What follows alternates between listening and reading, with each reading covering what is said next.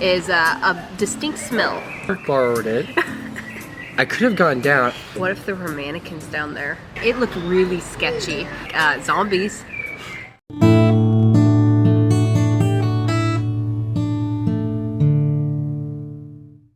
Hey everyone, welcome back. It is time for another recap of day 7, which was Monday, the 5th, I believe. No, 7. It was the 6th. It is 7. Day 7 on the 6th. Yeah. Right now we're in York at a nice little churchyard. It's very private, so that's why we're doing the recap here. So, but anyway, we're going to go back to when we were in Scotland in Edinburgh on day 7. On day 7, we started in Edinburgh. We started in Edinburgh, so we woke up, got the hotel. It was an Airbnb, so we had to get it all clean, get everything packed up. Go up, we went, I think, we went directly to the train yard, I believe.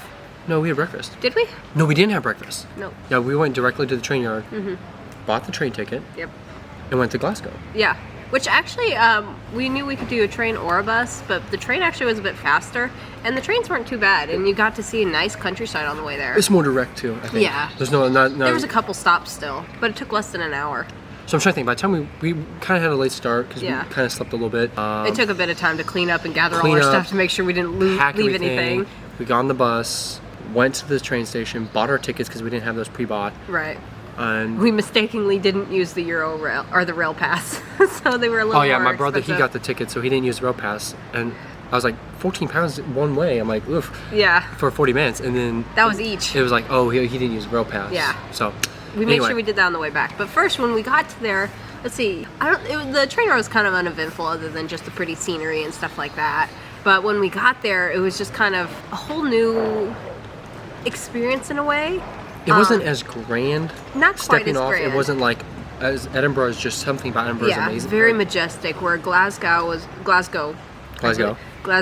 more just like city. Yeah, it seemed a little bit more modern. Like the buildings weren't quite as ancient looking. Some of them were. So they still had a lot of that old architecture, very similar to Edinburgh. I think it is. Just very similar in age. Yes. Yeah. A lot of the buildings were a little newer looking, I think. Let's see. We went to the hotel. That was the first thing we did. Well, the first thing I noticed when we came out of the train station is a distinct smell. And they didn't notice it right away, but it was just this faint smell of trash. And it wasn't like a really bad stinky smell, but it was just like, it smells a little stinkier than Edinburgh. Like, I didn't notice any smell in Edinburgh, but Glasgow definitely had a little bit of a smell when we first walked out, and I did notice there was a lot more trash along the streets. Now, granted, most of it was like in its trash bins or ready to be picked up. Yeah, ready to be picked up, but a lot of it was just spilling over all the litter bins and stuff like that, and it was just like, whoa, it's a little bit dirtier here, and there's a lot more sketchy places, but we'll get into that more. So when we first got there, we went to the hotel. We don't want to lug our luggage around. Yeah. So first thing we do. We have a lot of luggage. Didn't we eat first? Oh, okay. We went to a Chinese restaurant, or I guess it wasn't really Chinese. Oh yeah, that's right. It was a dim sum. Dim sum. Yes. Dim sum. Get some dim sum. Yeah, we got some dim sum, and so we were able to kill some time before our hotel was ready, so we didn't have to keep carrying the luggage everywhere. But it was really good. I had some soup that was so good.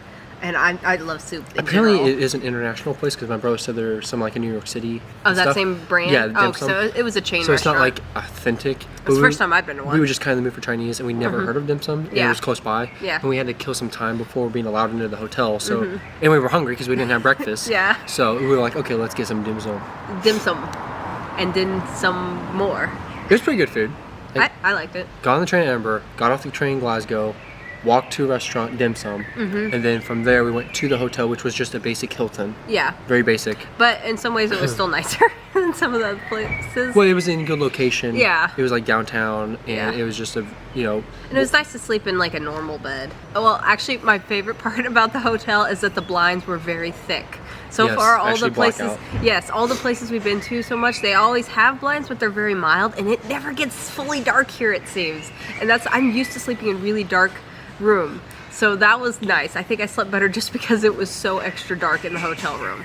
So then after the hotel, we went and dropped our stuff off. And at this time, it's already like 3 because by the time we left... I think it might have been 2 because we did get an early check-in. True, you're right. Yeah. But by the time we went to Edinburgh, got on the train, and everything, and like the time, half the day was already gone. It felt like it, yeah. So anyway, so it's around probably 2. So what happens when we don't wake up early? It's probably around 2. I think we left around 2:30 from the hotel. Maybe, yeah. And we went to the museum. The Free Museum in Glasgow. Calvin Grove Museum. Yes. Art Gallery Museum. Yes. Which I was not only is it pretty big, it's not like a massive museum. No. But considering it's very grand though. It's free. It looks like a palace on the outside. It was very cool, but like that dark red brick, it was very neat.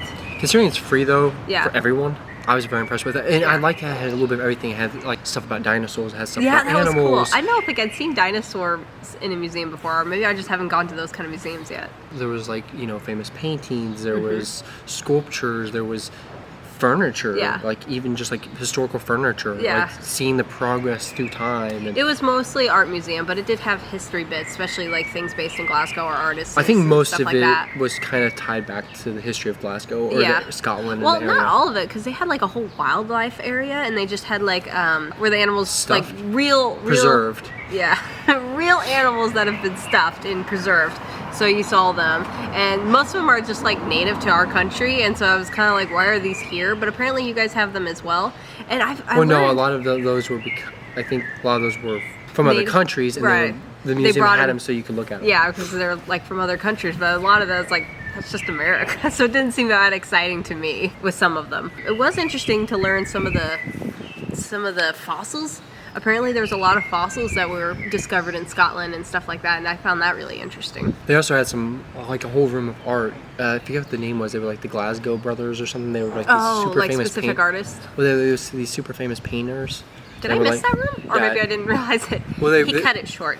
He walked through the whole thing really fast, and I was like, oh, what's this? And then he was like, oh, we gotta go. And I'm like, oh, okay. I mean, we were there an hour and a half. We were there for a while. I saw pretty much everything. So anyway, they had a room though. Something, I forget the painters, I have to look them up, but they were like very famous from Glasgow, and they were like inspired by all of the scenery around them. Yeah, which I mean, I can understand. Glasgow, Scotland in general, everything in Scotland is just like, you get inspired everywhere you look. So it's pretty amazing. So yeah, the museum. One thing that was kind of cool at the museum is while I was walking around, I walked into a room that had just a bunch of paintings, and across the wall I saw one painting. I'm like, that looks like a Van Gogh. And I walked over to it, and sure enough, it was a Van Gogh. So I was very proud of myself for being able to recognize that. And so anyway, yeah, that kind of wraps up the museum. We just walked around, like, saw. Wait, that was where the organ was, though, right? Yes, they had this massive organ. The organ was super impressive. Well, like, just that main, when you first walk in, there's like this huge hall. Cathedral? No, it wasn't a cathedral. It was just like this open room. And just the ceiling and just the architecture in that big open room was really amazing. And that part was really cool, the architecture in general. They have practices, I think, every day. Yeah, we missed it. Because it would have been awesome to hear that played. Yeah. So anyway, that kind of wraps up the museum. So after the museum, we went to the Glasgow Botanical Gardens, which was like one of the hypes there, I guess. And we hadn't heard of it, of course. But we walked there.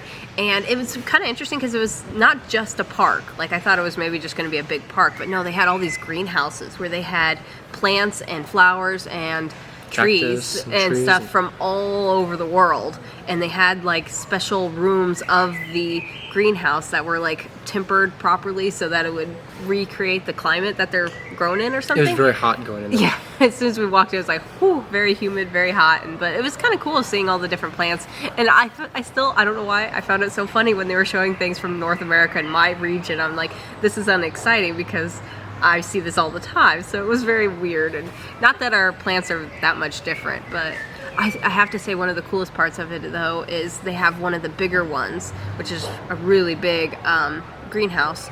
You get into the middle section of it, and it's like a jungle. They just have these huge, like, palm trees and all these very tropical looking plants, and it's just like really thick and really dark, but it's so cool walking through that. I feel like you were walking through the jungle. Yeah, I'm not a huge plant person. Like, I appreciate trees, I appreciate scenery, but I don't really like know any plants, or I'm not like a what do they call them? Botanist enthusiast. Botanist enthusiast. So for me, it wasn't like super exciting. It was really cool though to see the structure. Yeah. And it was like she's saying, it's like almost going through a jungle. That was really cool. So it was kind of. But it was one of those things you walk through it and you're like, I'm done now. It was kind of fun just like walking through there, like while filming, and just like everywhere is just a huge jungle. Yeah. The cactus were interesting to see. Yeah, they had like a whole bunch of cactus, which I've seen a lot of cacti. But not specifically in our area, but we do get some that grow in our area. But it was still kind of cool seeing the different ones they had and how that room was tempered differently just for the cacti and stuff like that. So it was kind of cool. So anyway, after that, we walked down the path a little bit and we came across an abandoned subway. Oh. And I really, for some reason, something about it. I just really wanted to go down there and explore the abandoned as he was looking down from the top. Like they had it fenced off along the top part where you could look down and see where the old train tracks would have been and like the platform. So you could see part of it looking down, but it was like underground and there's no way to get there. It's just fenced off just like this. It was actually double fenced. Yeah, it was double fenced and it was very tall fencing. So, well, I mean, it was like a 30-foot drop. If there had been stairs going down there, I absolutely would have gone down there. He spent like 30 minutes trying to find a way he could go down. He even looked around. He wanted rope. He wanted to climb down there, and I'm like, that's not safe. It's fenced off for a reason. You shouldn't do that. But he was obsessed with trying to get down there. He thought it'd be so cool. Of course, I'm like, zombies. I don't know, something about just like abandoned buildings in general. Like, I just like exploring abandoned stuff. Oh, caves. I love caves. Yeah. So you like creepy things. Well, I don't know, something about them is like the history of knowing like it used to probably be used in every single day. What if there were mannequins down there? Oh, no. So anyway, I was. You would have screamed like a little girl. I wasn't able to go down there. I think there was an actual entrance. Not in that part of the park, though. No, there was a building, I think, that used to be the old subway. Maybe, I didn't see it. At the entrance, but either way, it was all locked and boarded up. He obsessed over it for a good amount of time before, like, all right, let's keep going, because there's no way we can go down there. I found rope, but it was the getting back up part. Okay, well, the rope you found was rope for the pathway. They had that roped off for the pathway. It was like part of the park. I could have borrowed it. I could have gone down, but the rope was really skinny. It would have been really hard to climb back up with it. Right. I mean, obviously I don't have like massive upper body strength, but also just it was so skinny, the rope, like it would have just torn my hands up trying to. Right. And then I would have been stuck down there and had to call 999 or whatever. And then it would have been this embarrassing. It's like, why are you down there? You're obviously not supposed to be. And then probably would have been deemed for trespassing and gone to jail maybe for a night. I don't know. Yeah, plus we had a train to catch the next day. So I wasn't able to do that. I was really disappointed. But while we were in Glasgow, I think it was after the Botanical Gardens. I can't remember the time frame exactly, but he got a haircut. I did, yep. Yep. And they did this thing where they cut, like they shaved right along the edge so it has like this very defined line. And he'd never done that before. And I've like seen it on other people, but I wasn't sure how well it would look on him. But I'm really happy with it. The guy did a really good job. I like it. One thing I also... And it was only 12 pounds. And you can watch, like in the earlier videos, my hair cut before wasn't the greatest. And as it grew, it just looked like I had like a mop head or something. Like just a... If we didn't style it, it looked a little off. It looked really bad. And so I was kind of like, if I can find a place. But everywhere in London... And Edinburgh. I guess London. No, mainly we looked London. in Edinburgh too, I think. Yeah, that's right, in Edinburgh. Haircuts were like 30 pounds, so like we're looking like $40 for us. So we're just kind of like, we're gonna wait because like that's expensive. I don't. Well, want we just happened to be walking by a barbershop in Glasgow, and he could just like popped his head and was like, so how much do you charge for men's haircut? It's like 12 pound, and Ethan's like, let's stay, let's go ahead and wait. He spent a long time. It was like at least 30-40 minutes, and he did a really good job. But he was a super nice guy, really. Just super friendly. Yeah. He was pretty patient with me when I didn't understand. I think Angela understood him more than I did. But he even gave us like some like a little Iranian sugar cube. Yeah, he was just like, as we were leaving, it's like, you want to try some Iranian sugar? And it was like coconut sugar crystallized in a little sugar cube. It was really good. The coconut was a very strong flavor, but it was good. Oh no, and then I think we went back to the hotel for a little bit for a breather before dinner. Because I had to look up where to go next. We had to figure out what we want because we knew we were getting ready to leave Scotland the next day. We knew like, okay, we have to try haggis. Yes, we wanted to try haggis. So we had to look up a place that had haggis. Yes. So you found a place. It was called the Merchant. The Merchant. So it was only about a 15-minute walk. Yeah, I think we ended up walking there. So anyway, well, obviously, yeah. Of course, we have to mention at one point on our way back from the Botanical Gardens, we decided just to walk to the hotel because it's like, it's only a 20-minute walk, 15-minute walk. That's not that much. So it was over a mile, but whatever. The route we took getting back, it kept taking us like down under the streets and through some alleyways, and we're like, it looked really sketchy. And we didn't see anybody, thankfully, but it was still just a little. Anyway, guys, we're back. You noticed the difference between the cameras because our camera storage got full, so we have to switch to the phone. So anyway, that's the difference if you've noticed it. If not, great.